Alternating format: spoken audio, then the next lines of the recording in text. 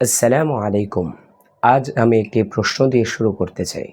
আপনি ফেসবুকে যে কমেন্ট করেন, যে পোস্ট শেয়ার করেন অথবা যেই মেসেজ লিখেন, আপনি কি কখনো ভেবে দেখেছেন এসবেরও একদিন আল্লাহর কাছে হিসাব দিতে হবে?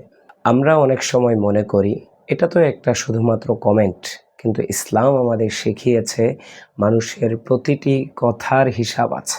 আল্লাহ তাআলা বলেন, মা ইয়ালফিযু মিন কাওলিন ইল্লা লাদাইহি রাকীবুন আতীদ।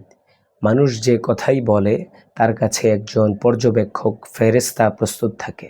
আজ সোশ্যাল মিডিয়ায় আমরা কত সহজে কাউকে অপমান করি, বিদ্রূপ করি, মিথ্যা খবর ছড়াই, কিন্তু ভুলে যাই মুছে ফেলা পোস্ট ফেসবুক থেকে মুছে যেতে পারে, সোশ্যাল মিডিয়া থেকে মুছে যেতে পারে, কিন্তু আল্লাহ তাআলার প্রস্তুতকৃত আমলনামা থেকে কখনোই মুছে যায় না, যতক্ষণ না বান্দা খাজ দিলে তওবা করে।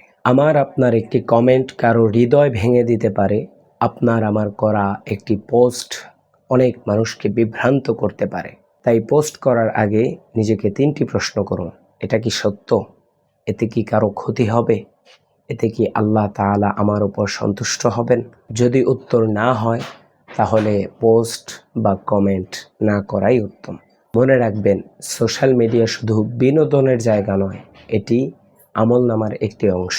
আল্লাহ তাআলা আমাদের জিহ্বা ও আঙ্গুল দুটোকেই গুনাহ থেকে হেফাজত করার তৌফিক দান করুন। আমিন। আসসালামু আলাইকুম ওয়া রাহমাতুল্লাহ।